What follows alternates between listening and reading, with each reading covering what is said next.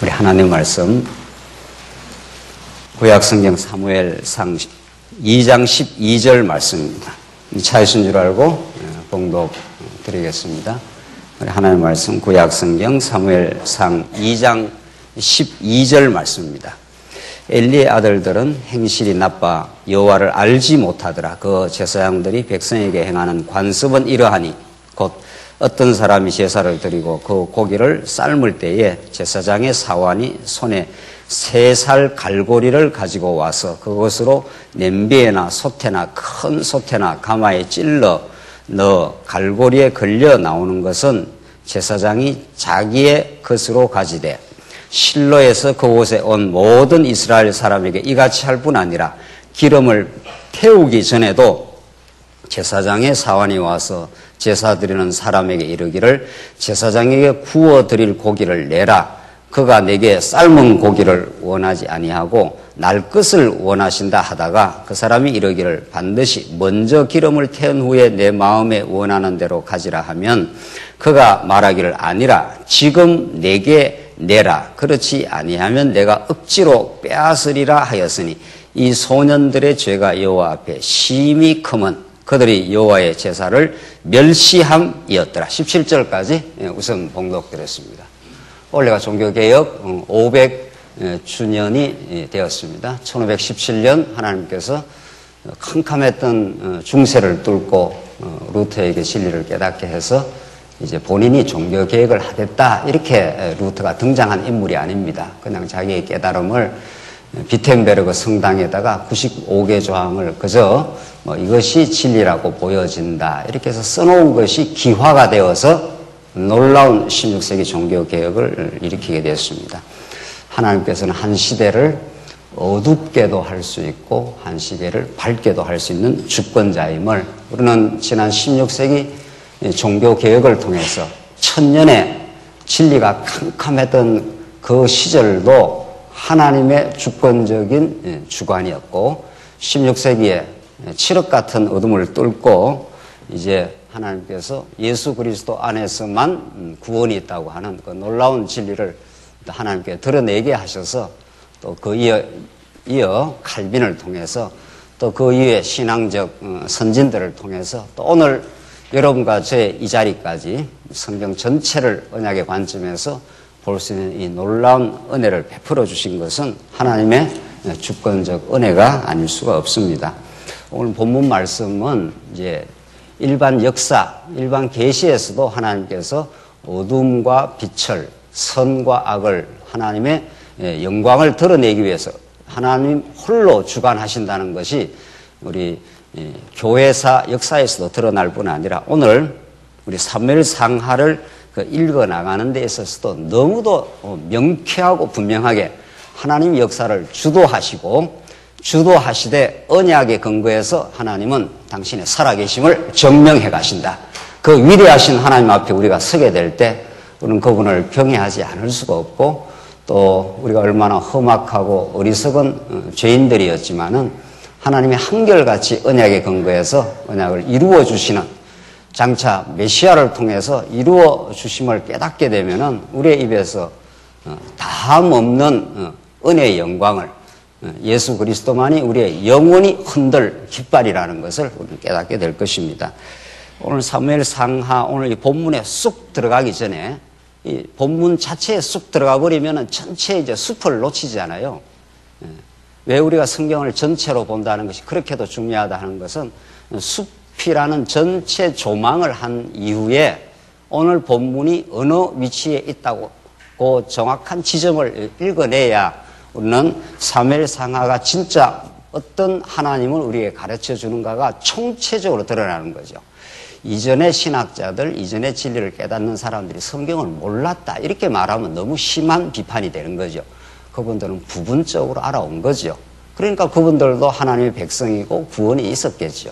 그러나 부분적으로, 지역적으로, 파편적으로 알아왔기 때문에 하나님의 전체 모습이 총체적으로 드러나지 않았다. 우리는 이렇게 이야기해야 되겠죠.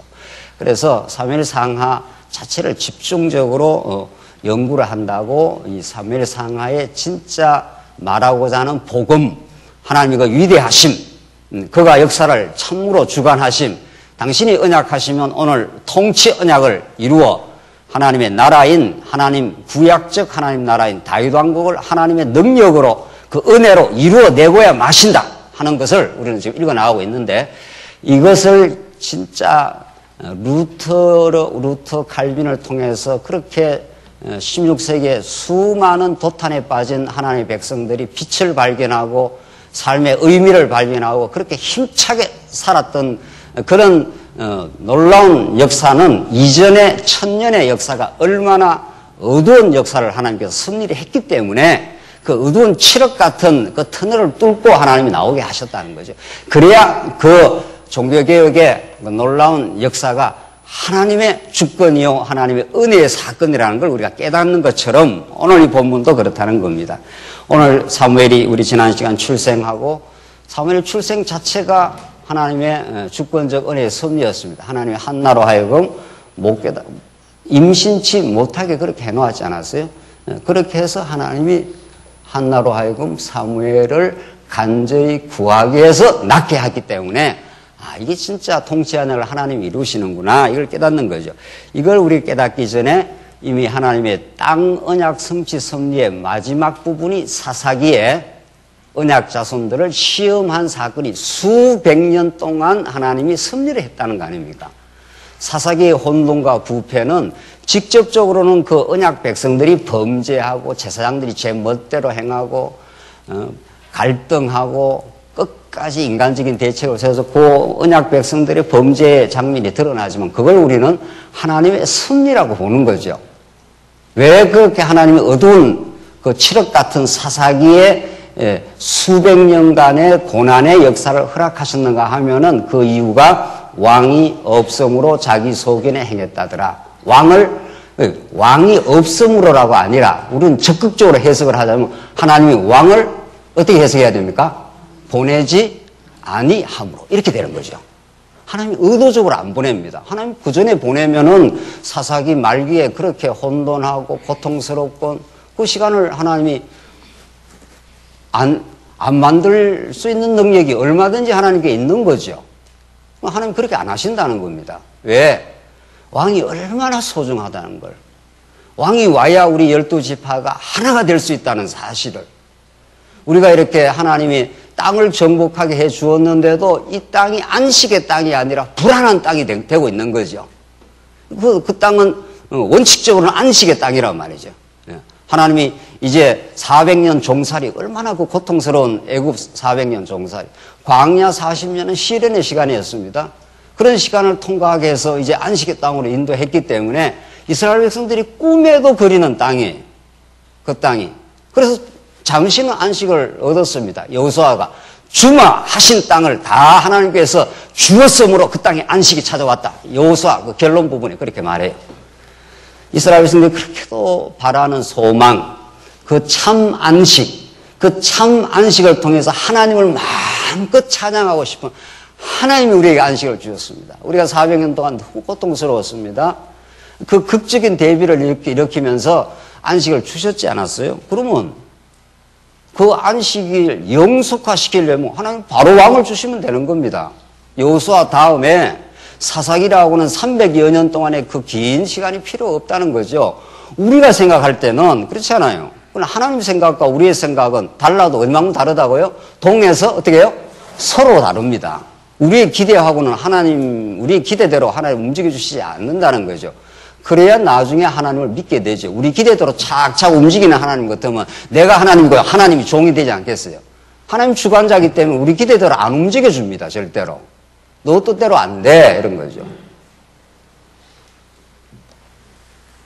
그래서 하나님께서 사사기에 왕을 보내주시지 않으므로 그 땅 백성들이 자기 소견대로 마음대로 행하면서 고통의 시간을 거치면서 그 고통이 무의미한 고통이 아니라 너무도 의미 있는 고통이었다는 겁니다.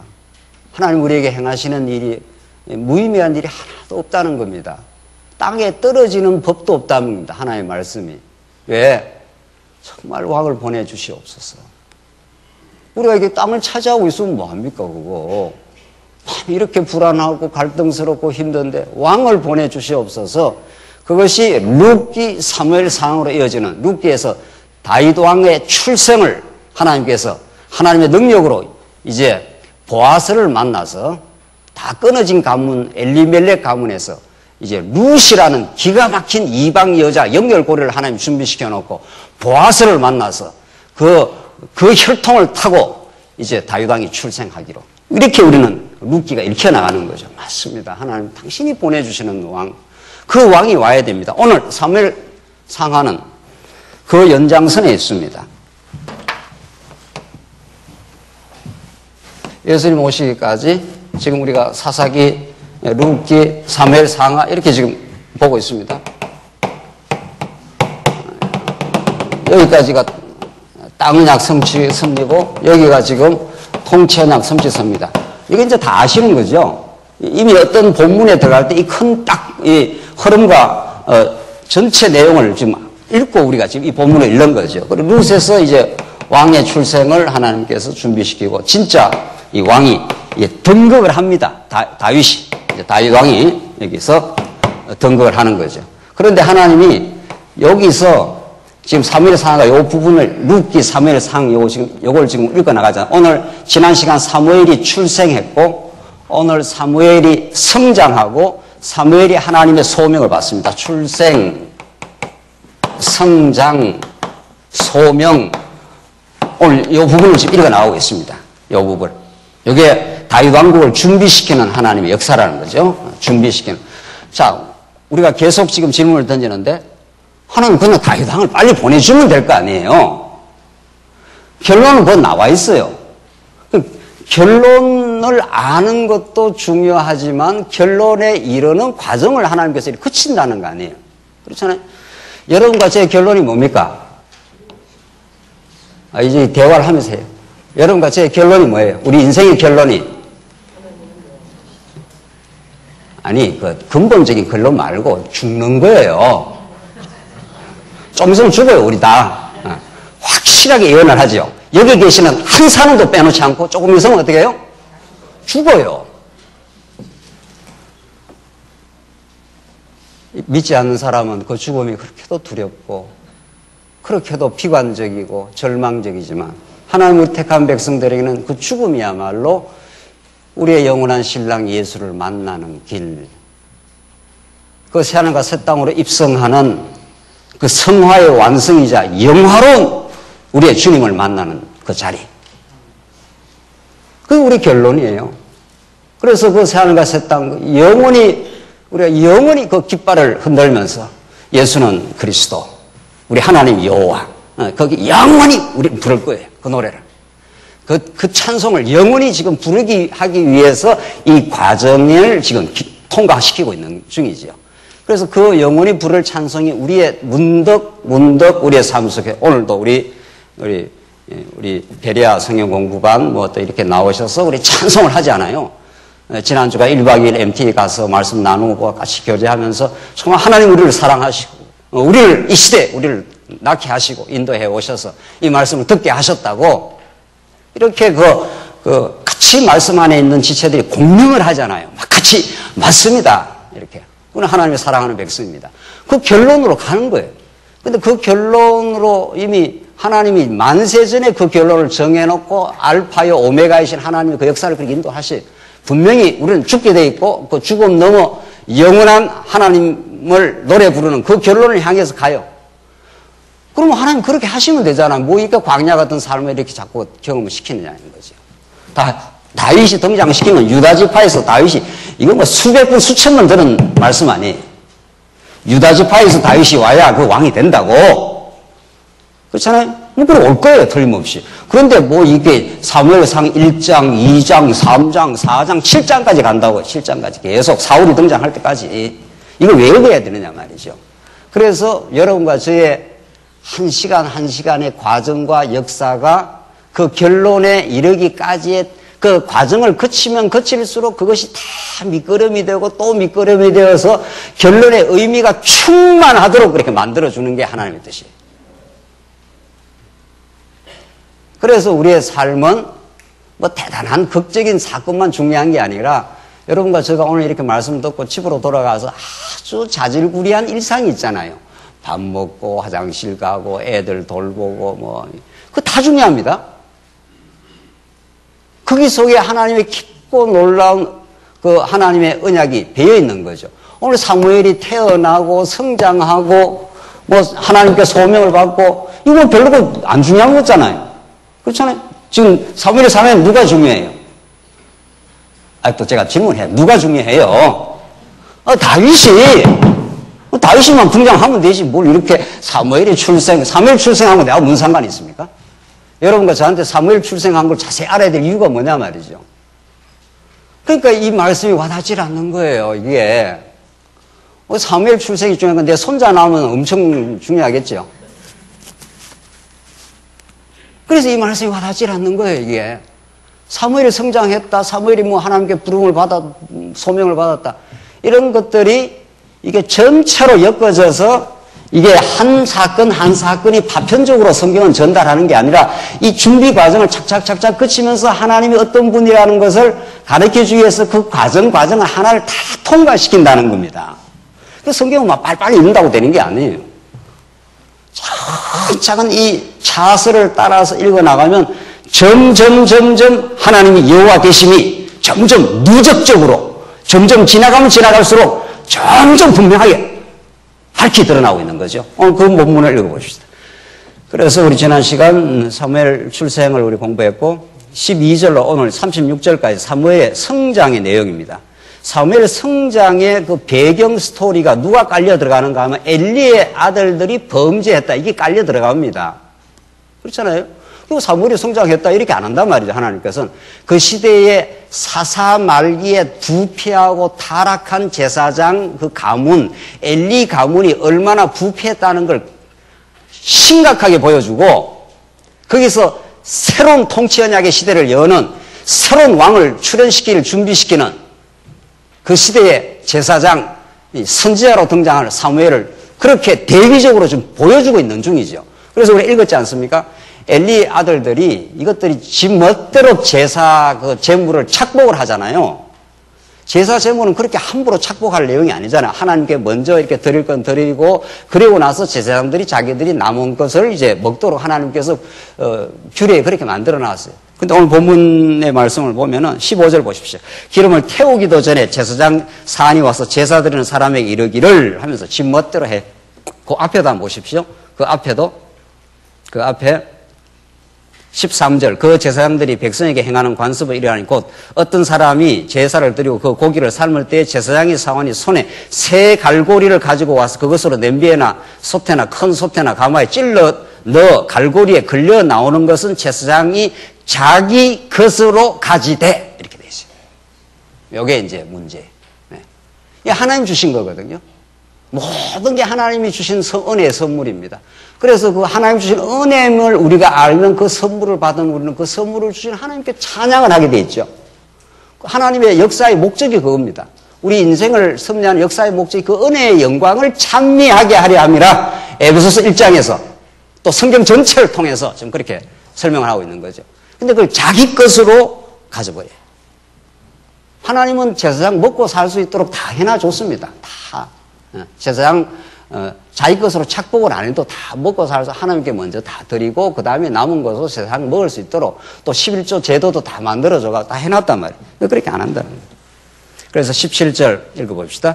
이 소년들의 죄가 하나님 앞에 심히 크면 그들이 여호와의 제사를 멸시함이었더라. 여호와의 제사 제도 그 규례대로 하지 않았고 궁극적으로 하나님을 딱 거부해버린 거죠. 멸시를 하는 거죠. 그러니까 결국은 이 땅에 어떤 것도 자기 것이 없는 거죠. 우리에게는 다 하나님이 베풀어 주신 거, 우리가 진리를 이렇게 잘 깨달아 가고 있는 것도 하나님이 깨닫게 하신 선물, 뭐 어떤 것인들 하나님의 은혜가 아닌 게 있습니까? 세상에. 그 은혜에 우리가 감동하고 은혜를 깨닫기 시작하면은 정말 우리는 범사의 하나님을 인정하게 되고 감사하게 되겠죠. 지금 엘리 아들들은 그렇게 안 했다. 18절 보십시다. 그래서 이렇게 사무엘이 성장하는 그 배경에 지금 엘리의 범죄를 하나님이 깔아놓습니다. 그리고 사무엘이 등장합니다. 18절. 사무엘은 어렸을 때에 세마포 에봇을 입고 여호와 앞에 섬겼더라. 딱 이렇게 대비가 되지 않습니까? 엘리는 캄캄한 어둠, 사사기는 이 캄캄한 엘리는 사사 말기의 제사장이란 말이죠. 요 캄캄한 칠흑 같은 어두움과 이제 사무엘의 하나님이 사무엘 선지자를 통해서 그 시대에 말씀이 희귀한 그 시대에 하나님의 말씀을 드러내시고 하나님의 뜻을 드러내겠다 하는 하나님의 새 시대가 지금 등장하고 있는 거란 말이죠. 그걸 딱 대비를 시키고 있어요. 그래서 19절 그의 어머니가 매년 드리는 제사를 드리러 그의 남편과 함께 올라갈 때마다 작은 겉옷을 지어다가 그에게 주었더니 엘리가 엘가나와 그의 아내에게 축복하여 이르되 여호와께서 이 여인으로 말미암아 내게 다른 후사를 주사 이가 여호와께 간구하여 얻어 바친 아들을 대신하게 하기를 원하노라 하였더니 그들이 자기 집으로 돌아가며 여호와께서 한나를 돌보시사 나오잖아요. 자, 그러니까 사무엘은 하나님께 바쳐진 존재이기 때문에 다른 아들을 줘서 그렇게 또 이제 그 가족은 영위가 되도록, 왜냐면 사무엘을 완전히 하나님께 바쳐진 하나의 제사장으로 이제 바쳐진 존재가 되니까 하나님 그렇게 한나 가정을 돌봐줬다는 겁니다. 그로 하여금 임신하여 세 아들과 두 딸을 낳게 하셨고 아이 사무엘은 여호와 앞에 어떻게 해요? 자라니라. 성경에 한 귀절도 의미 없는 귀절이 없어요. 이 엘리의 가문은 이 사사 말기를 상징하잖아요. 엘리. 이 사사 말기예요, 지금이. 말기에 가장 극심한, 심지어 제사 규례도 자기 마음대로 해버린 거죠. 하나님이 이렇게 기름 태워서 해. 이렇게 하면 그걸 태우고 그 다음에 이렇게 해야 돼. 마음대로 그걸 지멋대로 해버린 거죠. 그렇게 해서 이제 새로운, 사무엘이 점점 자란다는 것은 예수님이 그의 지혜가 자라더라 하면서 그 복음서에서 그 예수님이 자라는 사건을 간단하게 표현하잖아요. 그런 겁니다. 점점 사무엘이 자라면은 새 시대가 온다는 겁니다. 통치 언약을 이루시는. 그래서 왕을 하나님 준비시키는 왕이 와서 이 시대를 평온케 하는 참 안식의 땅으로 만들어주는 그 왕을 하나님께 오시겠다. 그런 두말을 할 나위 없이 이런 그림자적인 왕, 다윗 왕의 출현으로 이루어지는 그 안식의 땅은 누가 이루시는 거예요? 진짜 왕 중에 왕. 지금 여러분과 저를 지금 다스리고 계시는 그분, 예수 그리스도의 통치 속에 우리를 있게 하시는 놀라운 그림자적 사건인 거죠, 이게. 자, 그런데 좀 보십시오. 또 22절 보시면은 22절로 이제 25절 엘리의 아들들이 타락하는데 이제 어린 사무엘은 이제 정말 잘 자라간다는 것을 지금 어린 사무엘이 잘 자라가는 걸 보여주시는데 22절 엘리가 매우 늙었더니 그의 아들들이 온 이스라엘에게 행한 모든 일과 회막문에서 수종드는 여인들과 동침하였음을 듣고 이거 보십시오. 이게 제약이 이게 끝을 보는 거지 아예. 이 회막문에서 수종드는 여인들과 동침까지 해버렸어요. 이거 하나님을 정면에서 이제 거부하는 거죠. 23절 그들에게 이르되 너희가 어찌하여 이런 일을 하느냐 내가 너희의 악행을 이 모든 백성에게서 듣노라. 내 아들들아 그리하지 말라. 내게 들리는 소문이 좋지 아니하니라. 너희가 하나님의 백성 여호와의 백성으로 범죄하게 하는도다. 사람이 사람에게 범죄하면 하나님이 심판하시려니와 만일 사람이 여호와께 범죄하면 누가 그를 위하여 간구하겠느냐 하되 그들이 자기 아버지의 말을 듣지 아니하였으니 이는 여호와께서 그들을 죽이기로 뭐라 했습니까? 뜻하셨습니다. 뜻. 하나님 영원히 살아계시고 하나님 영원히 영원한 뜻을 가지고 계시고 그가 하나님의 나라를 영원히 통치를 하십니다. 이게 영원한 하나님의 행하심입니다. 그걸 이 역사 과정을 통해서 지금 이렇게 보여주시겠다는 겁니다. 그래서 저 하나님의 뜻이 이 땅에 그대로 이루어집니다. 자, 우리가 전통적인 신학에서는 인간이 범죄하니 악행을 저리려니 하나님이 죽이기로 어떻게 했다고요? 뜻했다. 이게 전통적인 신학입니다. 이게 전통적인 신학. 인간이 자유의지를 가지고 선악과를 딱 따먹으니 따먹을지 안 따먹을지를 모르는데 하나님은 딱 따먹고 악행을 범죄를 하니 그 다음에 하나님 어떻게 하신다고요? 이거 안 되겠다 해서 하나님께서 구속의 방법을 방책을 만들었다 이 말 아닙니까? 요게 지금 500년 동안, 종교개혁 이 500년 동안에 요게 구도입니다, 요게. 하나님과 인간을 같이 놓고 보는 거죠. 지금 성경의 말씀은 그게 아니고 여호와께서 그를 죽이기로 뜻했어요. 죽이기로 뜻했기 때문에 그들을 죽이려면 뭐가 있어야 죽이잖아요. 예?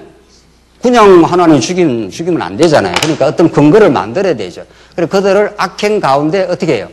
내어버려 어떻게 해요? 두사 이렇게 되는 거죠. 그럼 왜 그런 거 내어버려 두시는가? 그러니까 하나님께서 그 백성들을 범죄 가운데 내어버려 두니까 그리 악행이 되는 거예요. 사사기도 이미 서두에서 말했지 않습니까? 하나님 얼마든지 룻기 사무엘 상하를 통해서 사사기 싹 없애고 이 범죄와 고통, 인간이 범죄와 고통은 날들 따라 붙습니다. 범죄와 고통의 시계를 없애고 그냥 룻기 사무엘 상하를 하나님 얼마든지 해나갈 수 있는데 그렇게 안 하시겠다는 거예요. 왜? 그렇게 그냥 왕을 보내주면은 그 왕이 하나님이 보내신 왕이라는 감각이 훨씬 떨어지니까 그렇게 안 하시겠다는 겁니다. 하나님. 그래서 악행을 하니 인간이 악행을 하니 하나님 죽이기로 한 게 아니고 이미 죽이기로 어떻게 했습니까? 뜻해 놨습니다. 그래서 그들을 어디다 가두어 놨습니다. 그러니까 하나님이 그 시대는 말씀을 안 보여줘요. 말씀이 희귀해서 그 사람들이 말씀을 못 깨달아요. 말씀이. 그래서 이 사람들이 악을 행하고 있는 거죠. 왜 그렇게 하느냐 하면은 악이 좋아서가 아니잖아요. 악은 너무도 하나님이 싫어하시는 거예요. 그래 이 악 가운데서 하나님의 궁극적인 뜻은 누구를 이제 등장을 시키려고 사무엘을 등장시켜서 누구를 등장시키려고 다윗 왕을 하나님께서 이렇게 딱 준비시켜 놓고 이런 말이죠. 이게 하나님의 능력으로 하나님의 은혜로 하나님의 언약 신실하심으로 된다는 이 하나님의 목적을 이렇게 딱 설정을 해놓고 착착착착 진행을 시키고 있는 중입니다. 그래서 이 엘리 가문은 망해야 될 가문 이렇게 되는 거죠. 이걸 도덕적으로 이제 설교를 하기 시작하면은 성도님들 이렇게 엘리 가문처럼 이렇게 하나님 앞에 범죄하면 안 됩니다. 이런 소리가 또 나가는 거 아니겠어요? 그게 아니고 사사시대를 하나님께서 어둡게 해놓으면 누구도 악행하는 범죄한 인생이지만 하나님이 이미 다윗 왕국을 뜻해놓고 하나님이 약속대로 당신의 나라를 세워가시는 여호와 하나님을 드러내시려고 하나님이 그런 뜻을 정해놓고 죽입니다. 죽이려고 범죄 가운데 두신 거죠. 거꾸로 이제 설명이 되어 들어가는 거죠, 우리는. 그러니까 하나님의 목적이 딱 정해져 있어요. 다윗 왕국을 통해서 다윗이 여호와 하나님만 찬양케 하려고 그렇게 된 거죠. 그래서 언약 백성들 사사시대 때 그렇게 범죄가 있고 다윗도 말할 수 없이 범죄합니다. 말할 수 없이. 다윗이 하나님의 마음에 합한 존재이기도 하지만 하나님 앞에서 가장 극심한 처참한 죄인이었습니다. 그래도 하나님께서 그 백성들의 입에서 다윗의 입에서 수많은 시편의 찬송을 만드시려고 그게 하나님의 목적이에요. 그러니까 다윗의 입에서 이렇게 되는 거죠. 많은 찬송이 터져나오잖아요. 다윗의 입에서 이 모든 세월을 거칩니다. 그래서 하나님께서 정말 우리가 이 진리를 깨닫기 시작하면은 우리도 하나님 안 붙들어 주시면 사사 말기의 엘리 제사장처럼 하나님 뜻보다는 자기를 챙기고 내 것이라 하고 우리 뜻대로 살고자 하는 험한 죄인들입니다. 우리가 다. 그러나 하나님께서 이제 죽일 자를 죽이시고 엘리 가문을 멸하시고 사무엘을 세우시는 하나님의 역사. 우리 안에 예수 그리스도의 새 사람을 세우시려고 우리 옛사람을 날마다 범죄하고 타락한 옛사람을 하나님 처복종시키는 역사가 있는 거죠. 그래서 26절 아이 사무엘은 점점 자라며 여호와와 사람들에게 은총을 더욱 받더라. 이렇게 대비를 시키잖아요. 엘리 가문은 범죄에서 하나님 죽이시고 이제 사무엘을 통해서 점점 새 시대가 온다 이런 말입니다. 그래서 성경 전체를 읽으면 우리는 복음의 소망 가운데 충만하게 되는 거죠.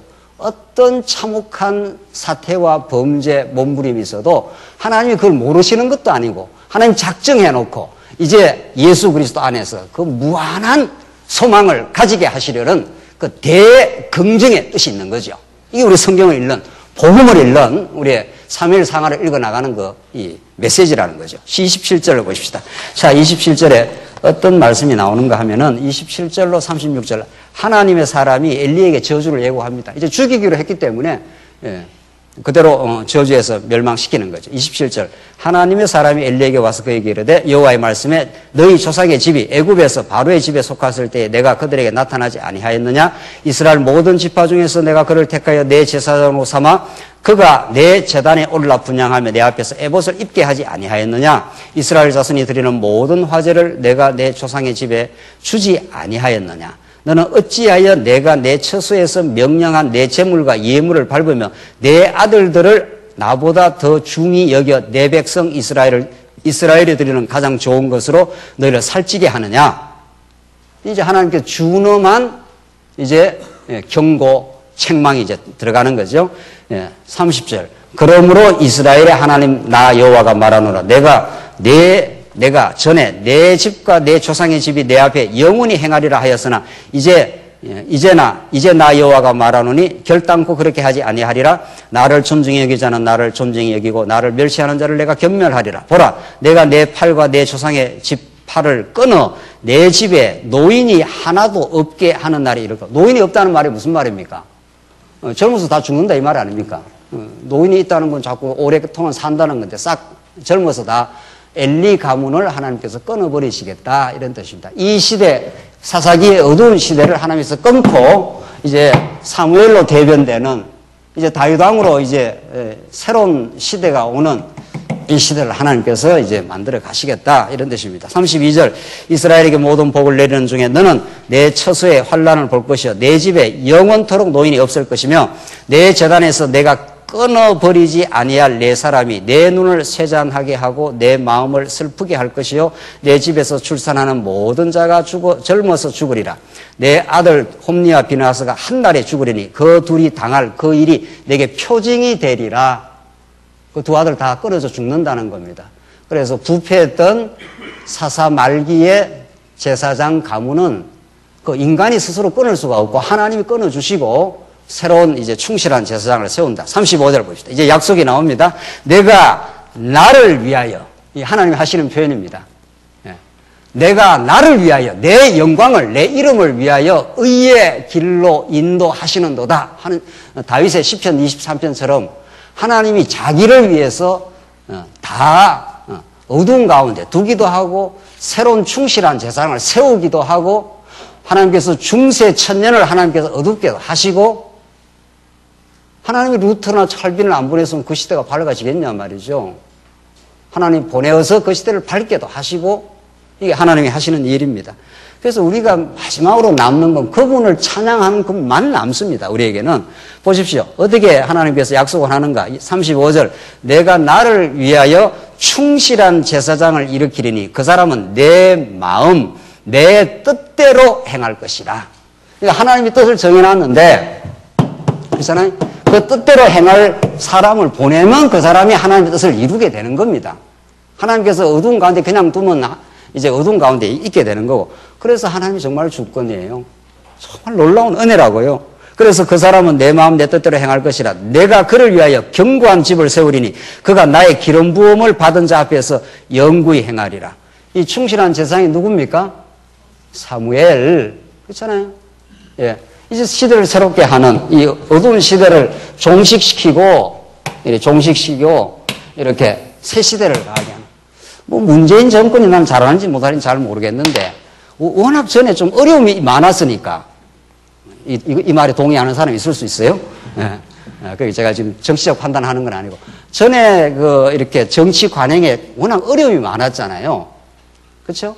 그러니까 뭐 새로운 대통령이 등장해하고 뭐 넥타이만 풀고 막 이렇게 같이 우리 토론합시다. 이래도 뭐 엄청 그게 좋은 거예요. 회의할 때 토론하는 게 자연스러운 거지. 그게 뭐 특별한 건 아니란 말이죠. 회의할 때 맨 지시하고 그렇게 받아듣기만 해야 되겠어요? 제가 이 이야기를 지금 잘 못 알아듣는 분이 계시는가 봐요. 뉴스를 잘 안 보시는 분이 지금 많은 것 같은데. 회의할 때 토론하자는 게 별 특별한 건 아닌데, 이전에 워낙 어려움이 많다 보니까 이게 워낙 이렇게 좋아 보이는 거죠.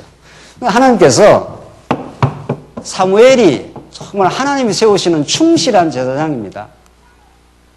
사무엘이야말로 진짜 선지자예요. 진짜. 충실한 제사장, 사무엘이 이제 다음 장에 가면은 진짜 하나님의 선지자로 등장을 해요. 그거는 이전에 이 시대가 너무 어두웠으니까. 그러니까 사무엘이 쭉 이렇게 부각이 되는 거죠. 우리 예수님 오시기 전에 예수님이야말로 진짜 충실한 제사장으로 오시는 거죠. 이 사무엘만 해도 그림자적 인물이에요. 그래서 예수님 등장하기 전에 말라기 이후에 400년 동안 캄캄한 어둠이 옵니다. 이게 400년이 이게 보통 이게 긴 세월입니까? 하나님 선지자를 안 보내버려요. 아예. 그럼 뭐 이스라엘 백성들은 예수님 당시에 얼마나 율법을 곡해를 해갖고 자기들이 율법을 지키고 의롭다고 착각을 하고 했지 않습니까? 바리새인, 사두개인, 서기관들. 그 하나님이 그렇게 놔둔다니까요. 왜? 예수님이 요한복음에서 나는 세상에 뭘로 오신 분이니까? 빛이라. 내가 세상의 빛이라. 그러니까 뭐 그 전에 밝았으면 뭐 빛이 그렇게 드러나겠냐 말이죠. 그게 너무도 어두운 시대, 캄캄한 시대, 하나님의 선지자가 없는 시대, 하나님의 뜻이 깨달아지지 않는 시대, 그런 시대를 하나님께서 섭리를 해버려요. 그래서 예수님이 요한복음의 메시지처럼 내가 하나님이 천지를 지어놨는데 하늘과 땅을 지어놨는데 땅이 공허하고 혼돈하고 공허하며 흑암이 깊음이 있었더라. 그래서 첫째 날 빛이 있으라 하심에 빛이 있었고 이러면서 쫙 이렇게 빛과 어둠의 세계가 갈라지는 거예요. 낮이라 밤이라 이렇게 갈라지는 심판의 역사가 일어나는 거죠. 저 창세기의 1장에 나오는 빛이 있으라 하시는 그 하나님께서 이 마지막 날 예수님이 세상의 빛으로 오셔서 여러분과 저를 어둠 속에서 건져내어서 빛의 자녀로 만들어 주셨다 하신 그 말이죠. 그렇게 해서 우리를 빛의 자녀로 하나님 나라 백성으로 이렇게 만들어 주셨다는 겁니다. 그래서 지금 오늘 본문에 나오는 하나님이 이제 엘리 제사장이라는 것이 사사시대를 상징하는 하나님의 뜻을 어그러뜨려버린, 그래서 자기 것으로 착복을 한 그런 어두운 시대를 하나님이 종식시키고 하나님이 세우시는 사무엘, 충실한 제사장을 하나님이 세워서 그가 하나님의 뜻을 행하게 될 것을, 그래서 이 새 시대가 오야 맙니다. 그래서 다윗을 준비시켜 나가는 그 하나님이 다윗 왕국을 통치 언약을 이루시는 여호와 하나님이시다 하는 걸 깨닫게 하기 위해서 지금 이 섭리를 행하시는데, 이건 이것까지만 해도 구약 아닙니까? 이 모든 섭리가 진짜 세상의 빛으로 오시는, 그래서 여러분 저의 마음속에 찾아오시고 성령을 보내주시고, 이제 성령을 보내주셔서 제자들이 이 빛을 보고도 빛을 못 깨닫지 않아요. 그러니까 아예 우리 마음비에다가 그 빛된 말씀을 우리 마음비에다 심어버리겠다는 거예요. 내 마음비에다가. 그래서 예수는 그리스도라는 걸 깨닫도록, 진짜 당신이 왕이십니다. 깨닫도록. 그렇게 해서 성령께서 오셔서 이 땅에 하나님이 약속하신 하나님의 나라를, 이 교회를 설립을 해주겠다는 거예요. 누구를 통해서? 베드로 같은 부인한 인생을 통해서, 사도 바울처럼 교회를 잔해하는 인생을 다메섹에서 찾아가서 예수님이 붙들어가지고 하나님의 하나님 나라 도구로 삼으시고 당신이 교회를 설립해 가겠다는 거예요. 그게 사도행전이에요. 사도행전을 다 읽어보면은 말이 사도행전이지 사도들이 행한 행적이 아니라 그걸 우리는 뭐라 그럽니까? 일명 성령행전이라 우리는 그렇게 본단 말이죠. 성령이 오셔서 예루살렘 교회, 이방 교회, 로마 교회, 이게 사도행전 전체 틀 아닙니까? 이게 사도행전에. 그래서 내가 예루살렘도 로마도 가야 하리라. 바울이 그 하나님의 뜻을 알았어요. 예루살렘 가면 죽습니다, 이제. 결사대가 기다리겠어요? 그 죽음의 결사대가 바울의 그 확신을 감당할 수가 없어요. 이 땅 위에 하나님 나라 백성이 되고 하나님 나라 일꾼이 된다는 것은 하나님 그 나라의 도도한 그 대하 드라마 같은 그 물결을 악의 권세가 막을 수가 없어요. 죽이라 하고 가는 거 아니에요, 바울이. 날 죽이라. 그래서 예루살렘에서 꽁꽁 묶여가지고 어디로? 로마로. 로마로 그냥 하나님 보내지도 않아요. 유라굴로라는 광풍이 일어나서 다 죽을 뻔했지 않았어요. 그래서 사도 바울이 안 죽는다. 내가 로마에 하나님 가도록 작정이 되어 있으니까 괜찮다. 하나님의 뜻이 우리 배가 아주 파선하지 않는다. 그게 사도행전에 자세히 27장, 26, 27, 28 자세히 나오는 내용들이에요. 그게 사도 바울에 가면 있는 일이 아니라 하나님 나라가 이 땅 위에 실현되고 교회가 성장하는 이 일에 유라굴로 같은 광풍도 있고 광풍이 몰아쳐도 하나님이 보호하시겠다면 보호하시는 거고 하나님 교회를 보호해서 세워가시겠다는 거예요. 하나님께서. 그런 메시아를, 그런 왕을, 그런 진짜 충실한 제사장을 하나님께서 보내시겠다는 거예요. 이 시대를 종식시키고 그래서 우리 진짜 제사장 대신 예수님이 오시는 거죠. 오늘 시간이 다 돼가니까 3장의 결론만 제가 읽고 신학적으로 정리를 하고 끝내죠. 3장 내용이 뭔가 하면은 사무엘의 소명입니다. 사무엘을 세 분이나 부르는 사건 아시죠? 사무엘아, 사무엘 하니까 사무엘이 처음에는 하나님 부른 줄 모르고 엘리야한테 자꾸 간 내용이잖아요. 그래서 사무엘이 이제 하나님께 부름을 받는데 부름을 받아서 하나님이 사무엘을 어떻게 공적으로 인정을 했는가, 인정샷을 해주는데 하나님이 딱 인정을 해줘야 그게 사무엘이 그 시대에 필요한 제사장으로 선지자로 등장을 할 거 아니냐 말이죠. 그래서 뭐라고 그런가 한번 보십시오. 제가 그건 다음 시간에 공부할 건데 제가 결론을 알고 다음 시간에 봐야 되니까 3장 19절 한번 보십시오.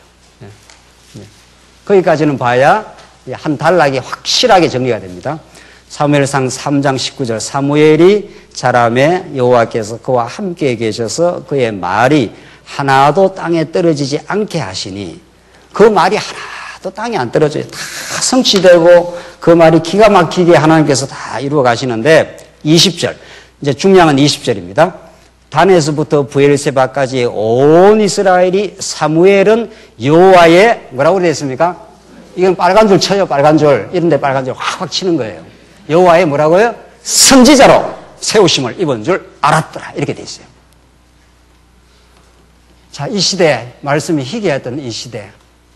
하나님의 선지자를 보내지 않으면 예수님 이전에 하나님의 선지자를 보내지 않으면 다 자기가 잘났다 그러는 거 아니에요. 선지자는 하늘 보호자의 뜻을 위임받아가지고 이 땅의 언약 백성들에게 하나님의 뜻을 전달하는 정권 대사예요. 우리 지금 뭐 미국에도 특사 보내고 중국에도 특사 보내면 그 특사가 누구의 뜻을 전합니까? 대통령의 뜻을 전해야 되죠. 근데 특사가 헷갈려가지고 내 생각에는 이게 더 좋겠다. 이렇게 해서 전달하고 오면 그 특사는 어떻게 되는 거예요? 뭐 당장 뭐 목이 날아가든가 뭐 해임이 되든가 하겠죠. 특사는 이 정권의 주체의 뜻을 반영하러 사신으로 보낸 거 아니겠어요? 그렇죠? 그래서 기독교만 선지자 전통이 있습니다. 유교, 불교, 이슬람교, 기타 등등, 이슬람교는 가짜 선지자지만 모든 이방 종교, 모든 철학에는 하늘의 뜻을 전달하는 선지자 전통이 없어요. 그렇잖아요? 그렇게 선지자가 중요해요. 왕보다 사실은 선지자가 등장해서 왕의 제도를 가르쳐줘야 되잖아요. 그러니까 여러분들 마태복음이 직임으로서의 성취죠. 이건 너무도 잘하는 거죠. 직임으로서의 성취. 이건 막 애우다시피 아는 거 아니에요. 그 애우는 게 중요한 게 아니고 그 신학적 의미를 알아야 되지 않겠나요? 그 직임이 뭡니까? 첫째, 선지자. 그 다음에 뭐죠? 왕. 그 다음에 뭡니까? 제사장. 이건 뭐 우리 뭐 장안조한께 주일학교 애들도 달달달달 애우는 거네요. 예. 그렇게 달달 애우는 게 중요한 게 아니라 뭐 그것도 잘 알아야 되겠지만은 왕직이 있기 전에 무슨 직부터 마태복음이 설명을 합니까? 선지직. 벌써 여러분들이 사무엘 상하를 읽어가는 큰 흐름이 잡히질 않나요? 하나님이 다윗 왕을 등장하기 전에 누굴 하나님 준비시킨다고요? 이 사무엘을, 이 왕 아닙니까? 이거는 다윗은 왕이고, 이게 사무엘은 뭡니까? 선지자. 이렇게 전진을 해요. 이걸 마태 기자가 정확하게 알고 있는 거죠. 또 하나님도 알게 하셨고, 그렇잖아요. 왕이 중요하다. 물론 왕이 제일 중요해요. 이제 왕이 와야 통치 언약이 이루어지니까. 왕의 제도, 하나님이 세우시는 왕의 제도, 이걸 누가 가르쳐 줍니까? 선지자가 먼저 가르쳐 주잖아요. 그러니까 예수님이 마태복음에서 5장에서 하늘의 뜻을 가지고 심령이 가난 자는 복이 있나니 천국이 너희의 것입니다. 천국을 지금 설명해 들어가잖아요. 천국을 왕이 다스리는 곳인데 그 왕을 선지자, 예수님이 선지자 중에 뭡니까? 참 선지자니까. 이렇게 선지자가 중요해요. 모세도 뭐라 그럽니까? 나 같은 어떻게 해요? 선지자가 온다. 선지자가 이 땅에 등장을 해야 하나님이 다스리는 왕정이 이런 것이다는 걸 가르쳐 주겠다는 거예요. 왜냐하면 선지자가 없던 그 시대, 아담이 타락하고 나서 뱀이 와서 아담에게 뭐라고 유혹을 했습니까? 이걸 따먹으면 너가 뭐처럼 된다고요? 하나님과 같이 된다. 이게 아담이 범죄하게 된 결정적인 이유 아닙니까? 하나님 가치라는 게 아담 타락 이후 모든 인간의 인격의 뿌리 속에 딱 사로잡혀 있습니다. 하나님과 같이 된다는 건 자기가 마음대로 한다. 그걸 하나님과 같이 된다는 말, 다른 말로 말하면 무슨 말입니까? 왕이 된다, 이런 뜻입니다. 그래서 인간은 누구나 왕 노릇하고 싶은 겁니다. 너나 할 거 없이 누구를 지칭할 것도 없어요. 누구라도 왕이 되고 싶어 하는 겁니다. 그래서 그런 인간 왕의 제도는 갈등과 분쟁과 고통이 있다는 걸 하나님께서 우리 이 시대에 깨닫게 하시고, 어두움의 시대에 하나님만 왕이 되심, 예수 그리스도만 진짜 왕이 되심, 그걸 하나님께서 깨닫게 하셔요. 그걸 깨닫게 하신다고요. 그래서 그런 하나님이 만드신 신령한 제도, 그게 하나님의 나라고 하나님의 아들 예수 그리스도가 통치하는 교회예요. 그렇잖아요? 그래서 하나님께서 다윗 왕을 보내기 전에 누굴 먼저 준비를 시킨다고요? 선지자는 하늘의 뜻을 위임받아가지고 그 정권을 받아가지고 하나님이 자기 백성들에게 왕은 이렇게 세우는 거지, 이렇게 가르쳐 주는 거죠. 그래야 너희 나라에 참 안식이 오는 거라고. 그래서 하나님께서 선지자, 왕, 그 다음에 뭐라고요? 제사직, 그렇게 등장을 하는 거죠. 여기 그대로 마태복음의 연결고리 아닙니까? 하나님은 왕직이 이렇게 앞에 나오고 선지자가 뒤에 나오고 이렇게 안 하셔요. 하나님 질서의 하나님이시기 때문에 뒤죽박죽 하면 우리가 혼돈스럽잖아요. 그러니까 하나님이 딱 선지자를 딱 등장을 시키는 거죠. 사무엘에게. 오늘 본문의 말씀처럼 이스라엘이 사무엘은 여호와의 선지자로 세우심을 입은 줄 알았더라. 그 새로운 시대가 등장을 하는 거죠. 하늘의 제도, 하나님이 당신의 아들을 통해서 이 땅 위에 세우시는 왕정, 그게 교회예요. 오늘 이 시대로 말한다면 그게 교회예요. 여기 아무도 왕이 없어요. 우리 장로님들, 목사, 우리 권사님들 다 섬기는 자, 진짜 왕의 부름을 받은 청지기. 하나님 우리에게 재산도 주시고 우리에게 깨달음도 주셨으니 우리는 당신의 명령을 따라서 당신이 부르는 그 자리에서 우리는 섬기겠습니다. 누가 여기 왕이 있나요? 여기에? 그래서 진짜 하늘의 제도를, 하늘 선지자가 와서, 구약에는 선지자가 와서 사무엘이 등장해서 그 이제 새로운 왕정 시대를 지금 열어가는 거 아니겠어요? 이 구약의 그림자적 왕정보다 진짜 중요한 왕정, 신령한 왕정, 우리의 왕이 되시는 예수 그리스도, 그분이 통치하시는 나라를 하나님 만드시겠다는 거예요. 그래서 이렇게 교회가 점점 이루어져 나갈 때 우리는 그분의 약속이 오늘 이 시대에 이렇게 이루어지고 있습니다. 당신은 정말 살아계십니다. 교회는 우리가 마음대로 통치할 수가 없는 걸 깨달았습니다. 당신의 은혜 속의 삶이 참 기쁨이요 감격입니다. 하나님께서 그 찬송, 그 기쁨, 그 기도를 절절하게 하시려고 여러분과 저에게 우리 삶 속에 역사하시고 동행하시고 하나님 살아계셔서 우리와 함께 하십니다. 승리가 있길 바랍니다. 기도하십시다. 자비하신 하나님 아버지 은혜를 감사합니다. 오늘 사무엘을 선지자로 세워 다윗을 왕으로 세워가시는 진짜 왕이신 예수를 이제 보내주신 우리 하나님 여호와의 살아계심과 그 은혜를 감사합니다. 이제 그리스도만 우리 왕으로 모시고 그리스도만 우리의 신랑으로 모시고 영원히 그리스도를 노래하는 우리 모두가 되게 하시옵소서. 예수님 이름으로 기도하옵나이다. 아멘.